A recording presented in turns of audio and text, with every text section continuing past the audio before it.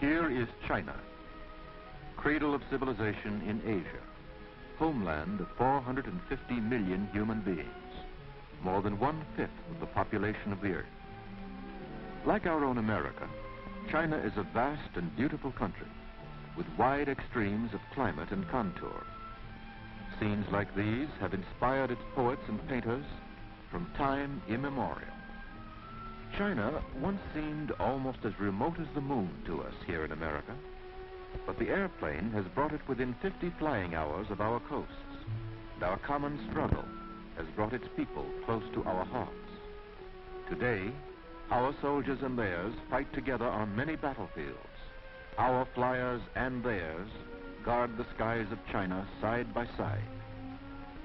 So we want to know more about these people of China, our friends and our allies, how they live and work, and about their country, which many of us will visit in the days to come.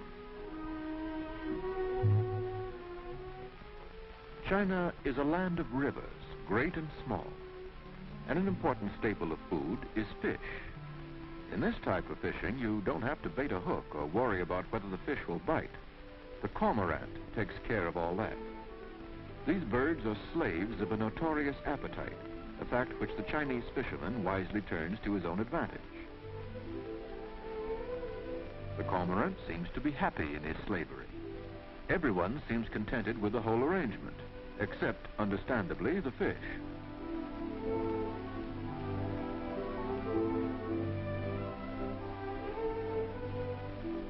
The staff of life in China is not bread, but rice. Rice fields, called paddies, dot the landscape. But even so, the country cannot raise enough rice for its huge population. In peacetime, it had to import rice from other countries. Rice grows underwater, and here the water is brought to the rice by a simple but effective mechanism, the water wheel. Agricultural methods like these are almost as old as China itself.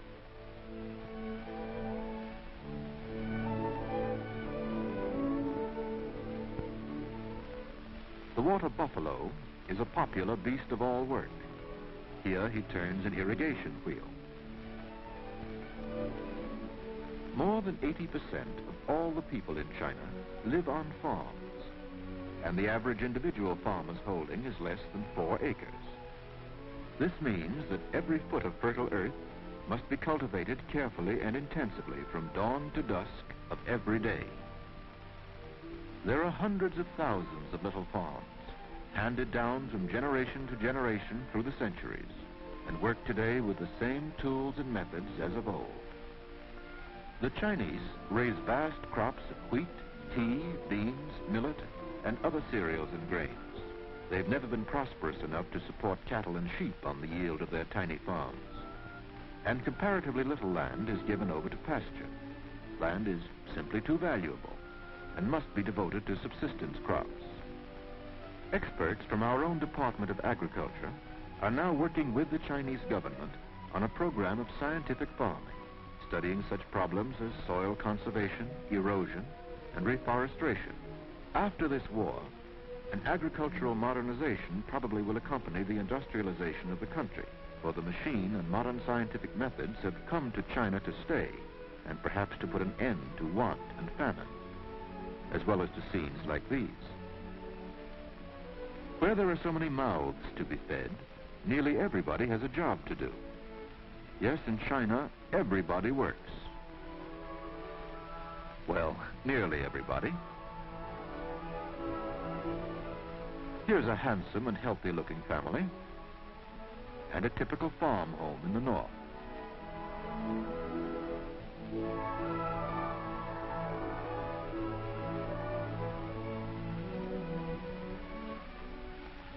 Further north, beyond the Great Wall, there are different scenes.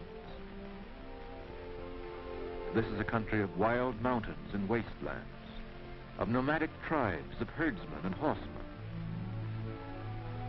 And it's the home of the famous Mongolian ponies, whose ancestors carried the legions of Genghis Khan on their conquest of the ancient world, a conquest that led to the very gates of Vienna, that overran Russia and ruled the earth from Korea to the Volga. The cowboys of our own Wild West could hardly show these riders any tricks of horsemanship. You'll notice that instead of a lariat, they use a long pole with a noose at the end. And they invariably get their horse.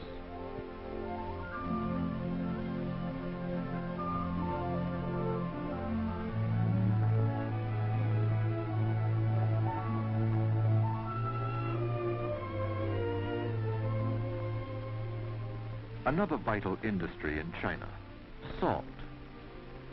This arrangement of sails catches every wind that blows and thereby turns the pump that brings the salt up from the mine.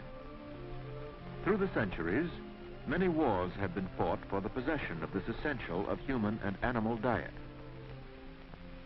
That is held true in the present war, for the invaders rightly consider they have won a victory when they can deprive a section of China of its salt supply.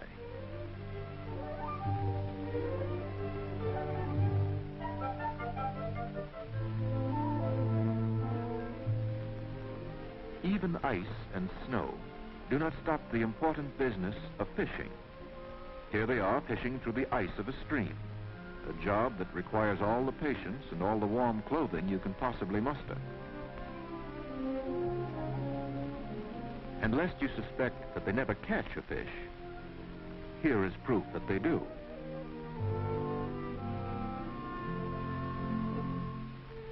This seems to be something that the youngsters in America never thought of, spinning their tops on ice.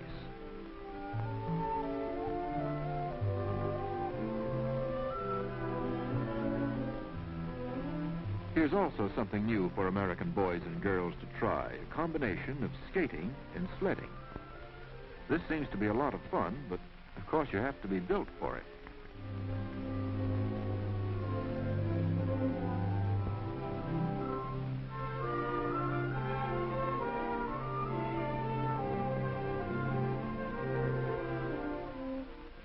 In the interior, problems of transportation are solved in many different ways. For cross-country journeys through desert country, they use the camel as in ancient times. When the Burma Road was closed for a time in 1940, camel caravans from Russian Turkestan were China's principal supply line to the outside world. In transportation, there is always the mule, everywhere on Earth and everywhere in China. The mule is unbeatable as a burden carrier where the going is rough and highways non-existent, as in most of the interior. The government's initial 10-year program calls for something like 200,000 miles of modern roads in the period of Reconstruction, plus nearly 20,000 miles of railroads and a network of airlines for passenger and freight. But meanwhile, there is the mule.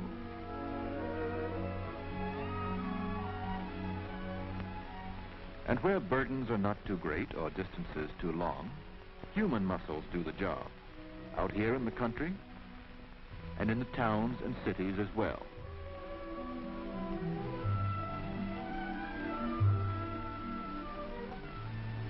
Transport by river and canal is a vast industry. The smaller boats are called sampans. Some of them are propelled by sculling, that is, working an oar placed in the stern of the boat. They hoist a small sail when the wind is favorable. The word junk is usually applied to the larger boats with tall sails. Some of these are capable of navigating the oceans. The Chinese, you know, invented the compass and many other features of the science of navigation. For thousands of families, the family boat is their only possession in the world. The sampan is their home in every sense of the word.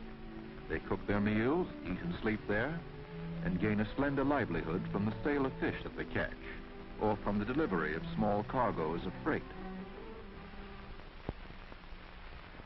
Along the riverfront in this crowded city, the houses rest on stilts to protect them against floodwaters. This, of course, is Chongqing, temporary capital of China. This ancient city was abruptly transported into the brutal realities of the 20th century in 1938, when Nanking fell, and the government needed a new capital. They chose Chongqing, 1,100 miles to the west, deep in the interior, beyond the rugged mountains. It was as if we had moved our own government from Washington over the Alleghenies and beyond the Mississippi, without railroads or highways to travel on. Chongqing is famous for its steps, as London is famous for its bridges, and New York for its skyscrapers. From the river's edge to the heart of the city, the pedestrian must climb a total of 360 steps, for Chongqing is built on and around a mountain. Now we are on the great Yangtze River, which flows by Chongqing from its sources in the eternal snows of the mountains of Tibet and continues on eastward through the heart of China to the China Sea at Shanghai. The gorges of the Yangtze are world famous for their majestic beauty.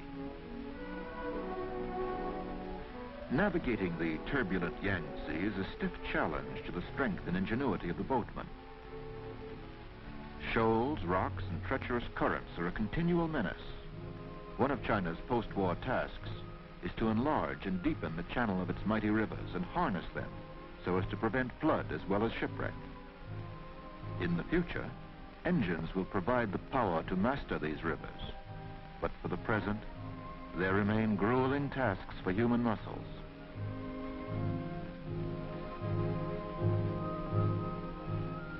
These boats are fighting a stiff current.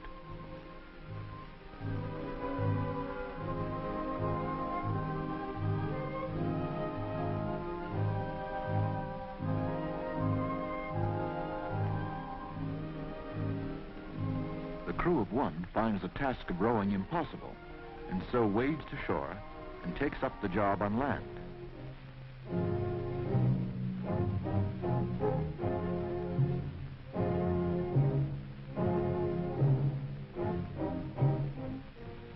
It's a desperately hard job. Seems like these have no counterpart anywhere in the world.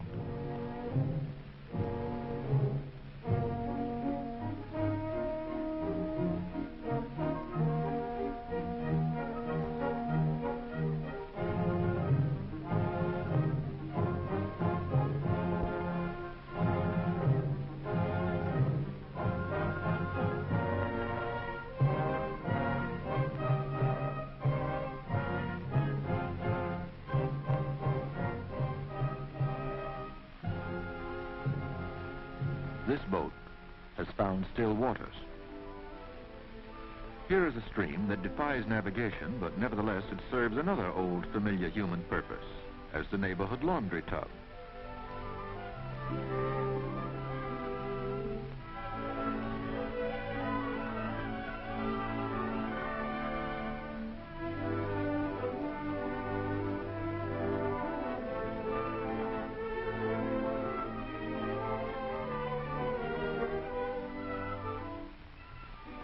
But the waters of China serve some lighter uses too.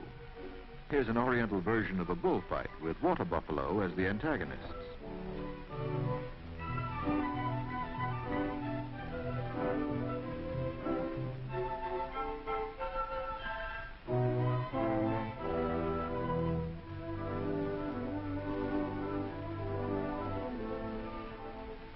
The only danger points in this fray seem to be the toes of the fight fans. Certainly these iron-headed beasts seem to be enjoying it. And here we have the winner and the new champion. One of the most colorful types of Chinese sport and pageantry is the Dragon Boat Festival. The history of this goes back to ancient times, and various stories seek to explain its origin. One popular version says that a renowned poet-statesman drowned himself in the river as a protest against corrupt government, and his friends set out in their boats to recover his body. Each year, on the anniversary of his death, they went to the river again to call up his spirit to witness that they were true to the cause for which he died. But today, the Dragon Boat Festival survives as a race between long canoes, some of them manned by as many as 70 men. Each community along the river has its entry, and the townsfolk come along to cheer the competitors.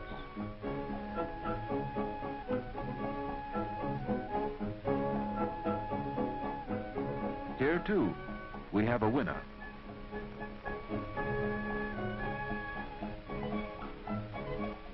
But sometimes the rivers of China turn unkind, and the disaster of flood visits the countryside.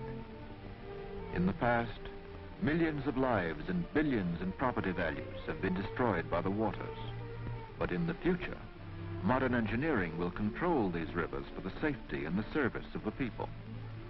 This is just another of the many big tasks of peacetime for which the government and people are now preparing, even while they carry on the long, bitter struggle for freedom.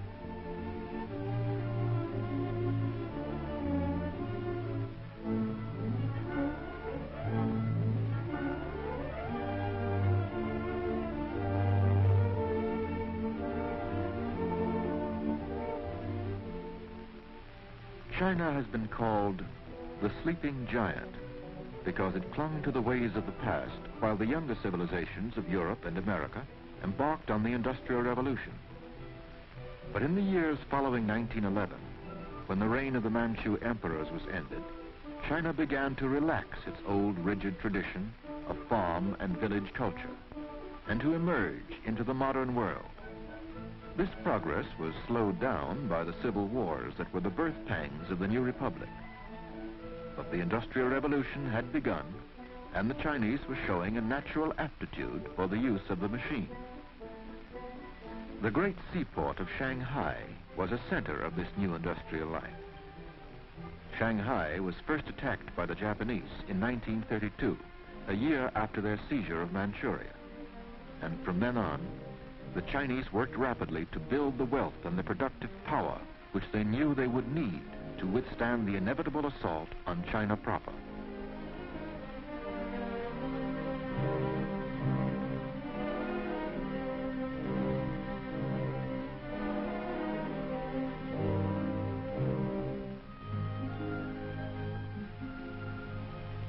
On the home front, handsome residential sections like this were constructed. Modernization was coming swiftly in every phase of life, particularly in the larger cities along the seacoast. Strange new scenes for ancient China. Public health clinics were opened. The best of modern medicine came to China and was welcomed by government and people. Popular education was spreading. Young China was going to school. James Yen, who had studied in America and gone home to China, started his great mass education movement. Working with the government, he devised a sort of basic Chinese from his country's complicated picture language. And even young children found they could master this. After they learn the shapes of the characters, the actual writing is greatly simplified. This pretty little girl seems to be having no trouble. China was building strong minds and strong bodies, aware of the importance to the nation of a vigorous and informed youth. Here's a young fellow who means business.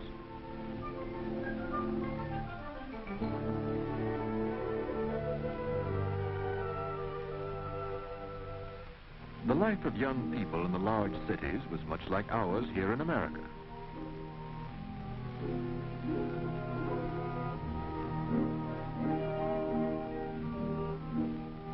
It was for China a renaissance, a swift but ordered march into the modern world, a remarkable achievement for a people that had always held the ways of the past in deepest reverence.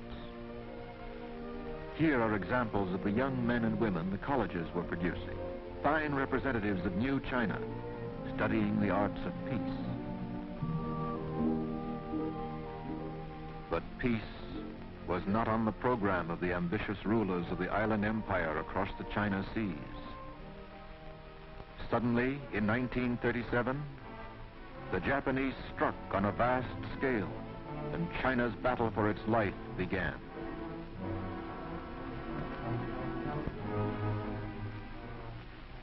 Then, different scenes. Defenseless, unoffending people fleeing from the horrors of total war. 50 millions of people like these were the victims. Up and down the land of China, they were driven from their homes, separated from their loved ones. And each one who survived had a story of terror and death to tell.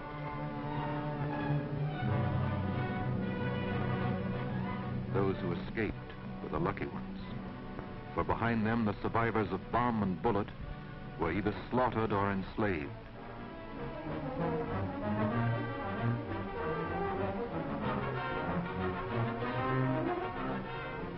China had so many Coventrys, so many Liequists, that it long ago lost count of them.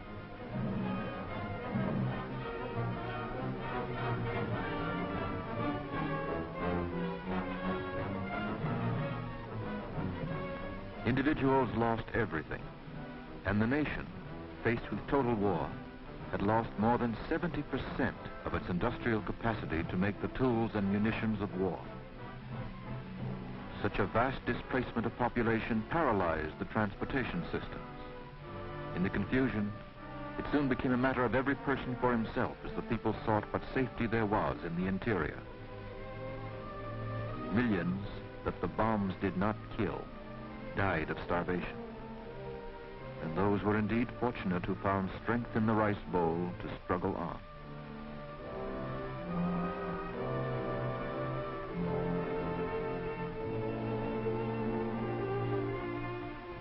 These are China's orphans, the orphans of the war.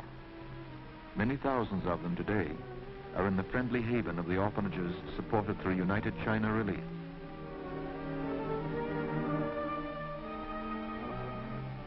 Thus began the greatest mass migration in modern history. Millions of people took to the roads and the hills rather than stay at home and bow their heads before the invader. They came flocking into the undeveloped interior, where there was no work for them, where there were appalling scarcities of goods and food. Out of this bitter necessity came a brilliant plan and program, today known all over the world as the Chinese Industrial Cooperative Movement.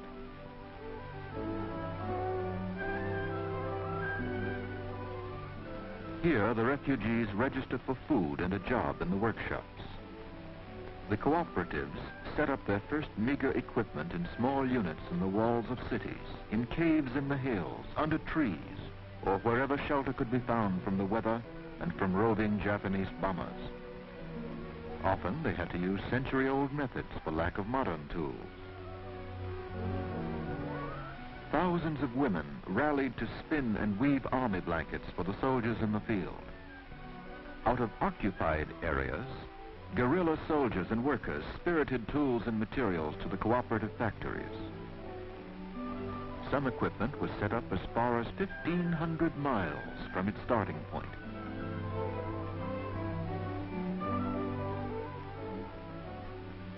Soon new types of machines were produced that could be used by the cooperatives under emergency conditions.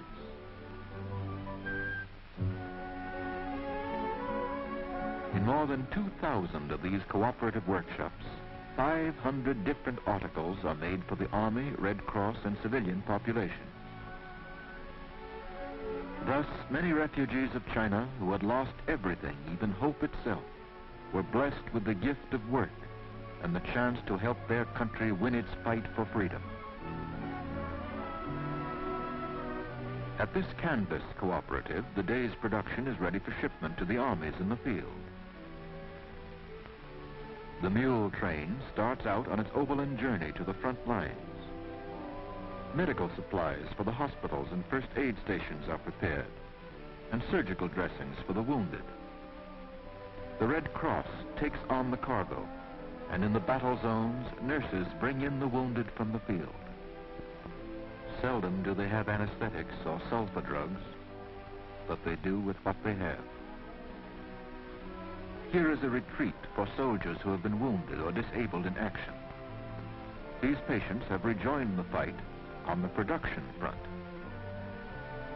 Millions of young men like these have given their lives for the defense of China. Millions of young men. No other nation has paid a greater price for freedom.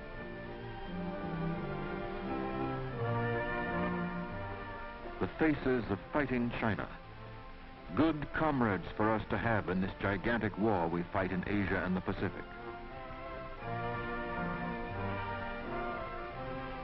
The leader of fighting China, Generalissimo Chiang Kai-shek. And the heart of fighting China, Chongqing, capital city of a nation that remains after 7 years of war, unconquered and unconquerable. 3 times the bombs have leveled nearly every building here, and each time a new Chongqing has sprung from the terror and the ruin and the ashes and carried on the fight. Yes, Chongqing still stands by the Yangtze, a vibrant symbol of the millions and millions of China who fight the good fight with us and who will keep the faith with us in victory and in peace.